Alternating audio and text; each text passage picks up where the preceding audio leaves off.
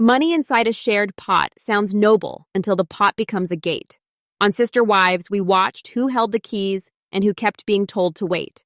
Legal moves shifted power. Big purchases set the tone. The promise of one family often ran into the wall of control and secrecy, and the people who asked for clarity were labeled the problem. Hi friends, I'm Sophie, and this is TLC's Sister Wives Recaps. Welcome in. If you care about fact-based analysis with receipts from what aired, hit subscribe and drop a comment. Did the shared money ever have a fair shot at being equal, or was the balance tilted the moment Kody divorced Meri to legally marry Robyn for the adoption and beyond? Here's the thesis for this series. The show sold unity, but the on-air journey kept circling the same fault lines. Fairness versus favoritism when Robyn secured a permanent home while others juggled rentals in Flagstaff. Unity versus control when Coyote Pass payment deadlines and building timelines stalled and the plan stayed stuck. Trust versus secrecy when wives asked where they stood and were told to be patient, loyal, quiet. Christine said she felt unsafe in that relationship and left. Janelle pushed numbers, chose the RV, and later confirmed separation while asking for straight answers. Robyn cried over the family breaking apart while Kody framed it as loyalty and obedience. The theme was constant. Blocked plans, shifting rules, and power concentrating where the marriage was legal and the mortgage was largest. We will follow what the cameras showed and only what they showed to trace how money shaped the story and who paid the price. In the early seasons, the Browns sold a simple promise. One family, shared resources, group decisions, and a big table where everyone had a seat. We watched group dinners, budget talks, and that dream of living close enough to feel like a single household. In Las Vegas, the cul-de-sac felt like proof that the idea could work. There were separate homes, but the rhythm was shared. Janelle often stepped in as the practical voice on money, and the family talked openly on camera about pitching into the same pot and keeping it fair. I remember feeling hopeful then because the rules sounded clear and the love looked bigger than the strain. Then the paperwork changed. Kody legally divorced Meri and married Robyn, a move the show framed as necessary so he could adopt Robyn's children.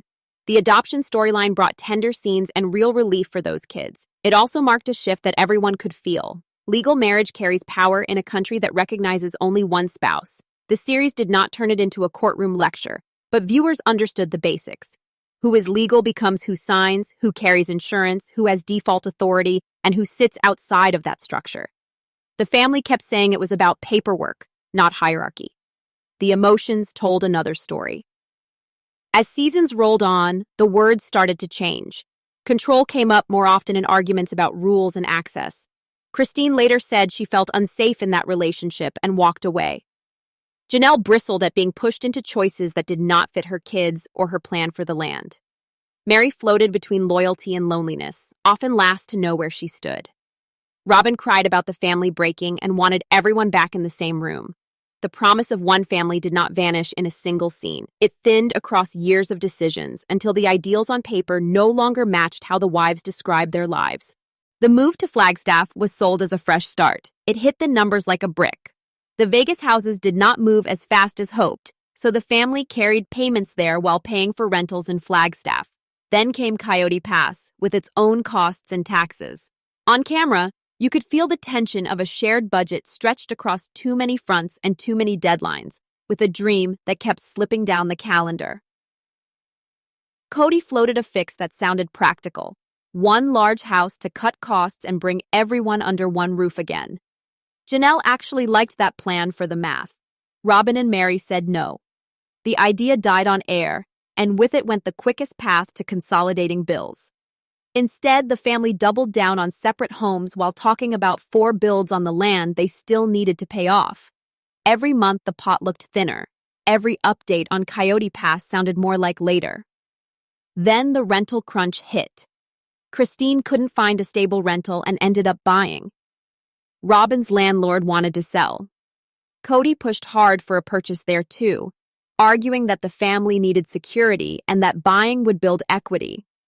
The debate over renting versus buying played out in real time. Janelle kept pointing at the land, the taxes, the payoff they needed before permits and building.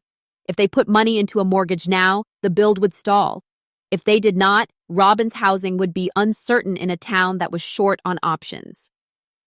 They bought for Robyn. That decision created a new center of gravity. A big mortgage in one household, while others juggled rentals and waited for a build date. Janelle's numbers-first brain kept circling the same friction. The group plan was blocked by choices that favored immediate comfort over long-term construction, and the price of that choice landed on everyone. Once Robyn's house closed, the tone of the season shifted. On air, you could feel who had stability and who didn't. Meri was still in a rental with uncertain terms.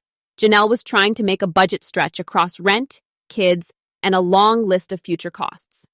Christine had bought earlier but was already voicing doubts about ever building on Coyote Pass. Meanwhile, the group project sat in neutral. Cameras kept cutting from hopeful talk on the land to real life in separate homes, and the gap between plan and action kept getting wider. The money conversations turned into countdowns. Taxes on Coyote Pass had to be paid. Kody said they needed to pay off the land before they could break ground or qualify the way they wanted. Subdivision plans and lot lines dragged. Every scene with a whiteboard or a kitchen table felt urgent for 5 minutes and then evaporated by the next episode. Janelle stayed fixed on a build timeline. She asked for dates, steps, who was calling the bank, and when they would finish paying the property so permits could move. It wasn't flashy TV, but she was the only one pushing the process like a project manager.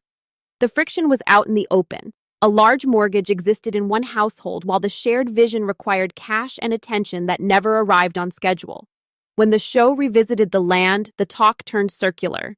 Pay the taxes, decide the lots, get financing, repeat. Janelle kept saying she wanted to be in a home, not just a plan. Kody floated ideas and warned about loan limits. Robyn worried about the family splitting. Meri waited on clarity that never came. On camera, it looked blocked. Not because the land was a bad idea, but because the collective energy kept flowing toward immediate housing needs instead of the steps that would turn dirt into homes. The longer that pattern held, the less real the build felt, and the more the shared pot felt tied up where day-to-day security outweighed the long-term promise.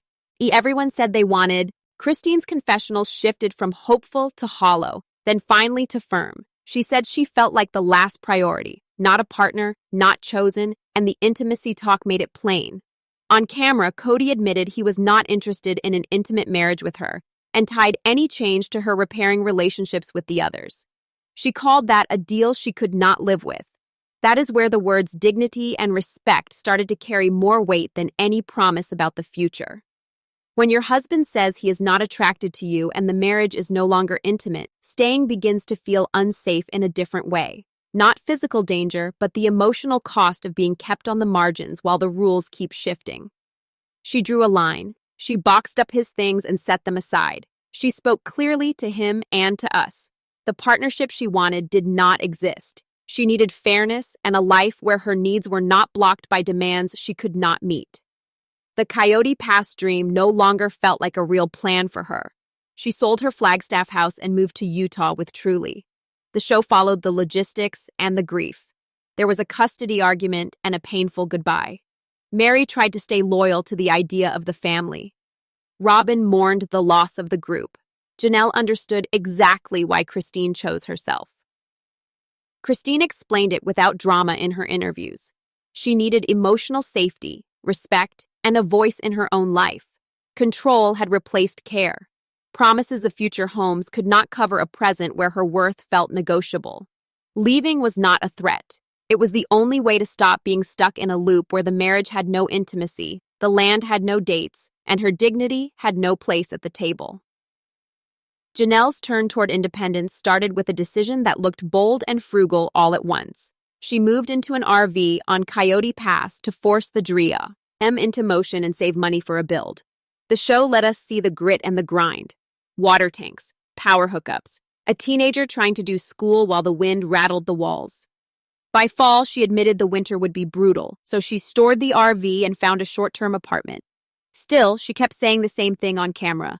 I want a home on this land. Give me a plan.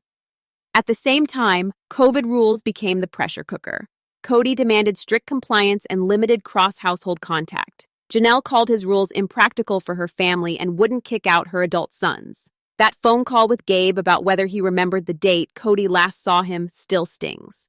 The holiday split in 2020 deepened the rift. Kody warned about consequences if the rules weren't followed. Janelle chose her kids and her sanity. The distance grew, and it showed. The money question threaded through every scene. Janelle's strength on this show has always been numbers and long-term thinking. She asked for dates to pay off Coyote Pass. She wanted steps toward permits, not just meetings about meetings. She tried to get the financing conversation moving and kept hearing not yet. Pay the taxes first. Pay off the land together. Wait. Her plan lived or died on centralized decisions she didn't control, and the build kept getting pushed to later.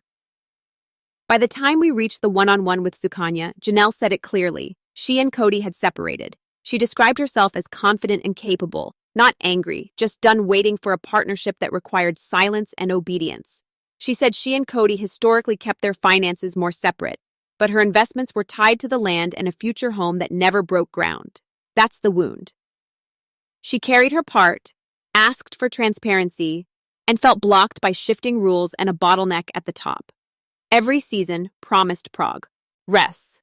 Every season, the decision tree ran through the same gate. For a woman who measures life in budgets and milestones, that stalemate was its own answer.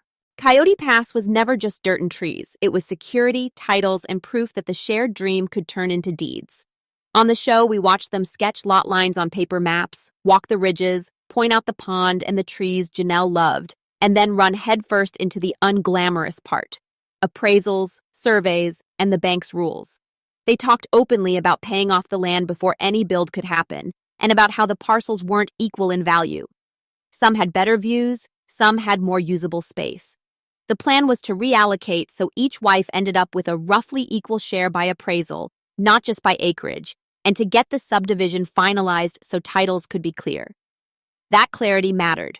Titles decide who can get a construction loan, whose name sits on collateral, who can sell in a worst-case scenario. On camera, Kody repeated that the property had to be fully paid and subdivided before permits and foundations were realistic.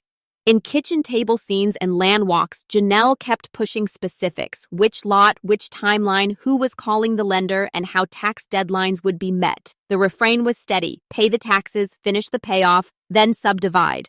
But real progress stalled while mortgages and rentals elsewhere soaked up focus.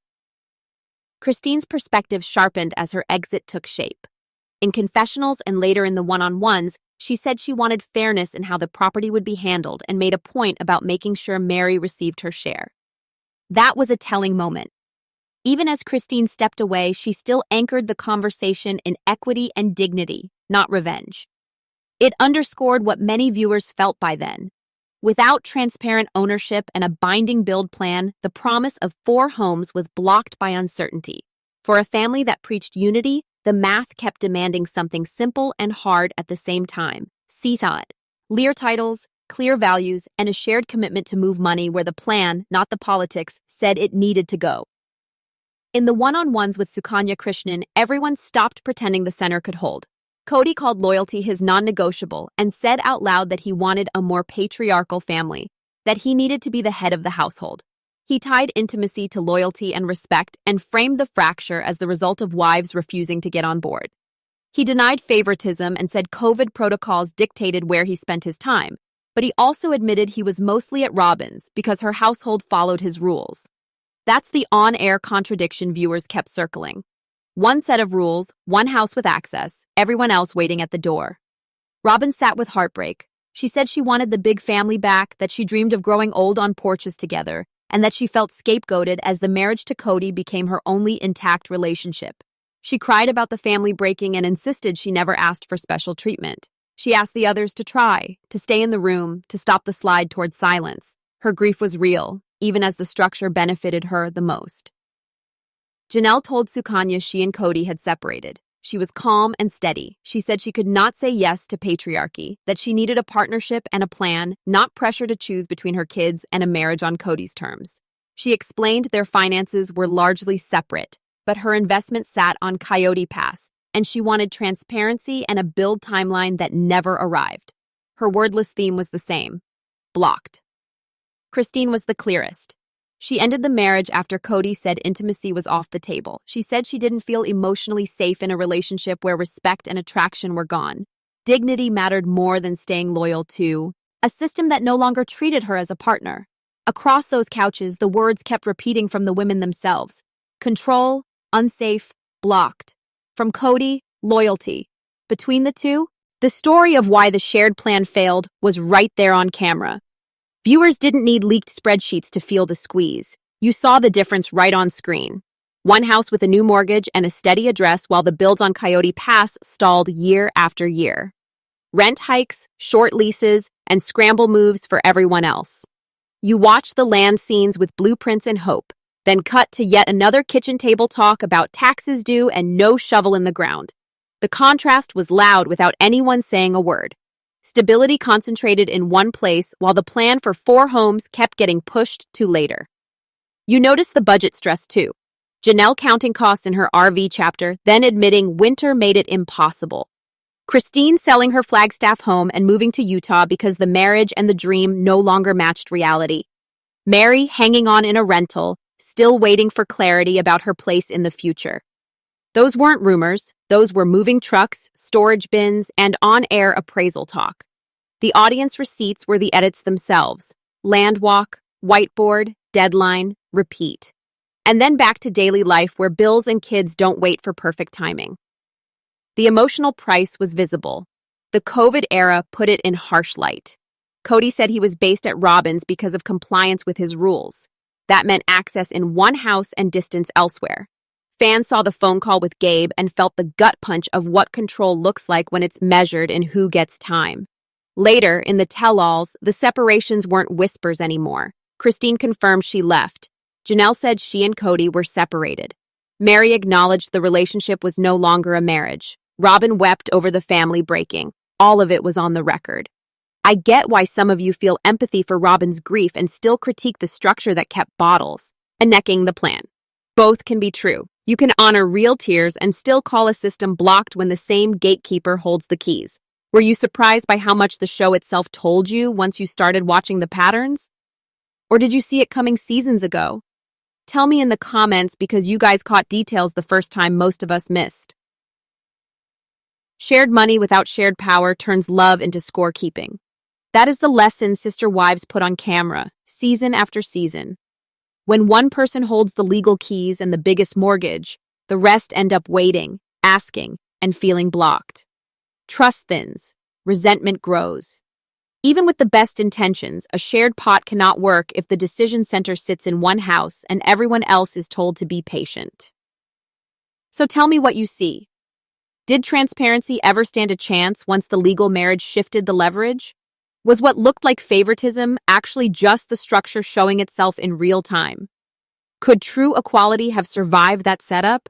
Or was the split baked in the moment the law made one wife the default and the others optional? I want to hear your take, especially from those of you who watched from the very beginning. I'm Sophie with TLC's Sister Wives Recaps.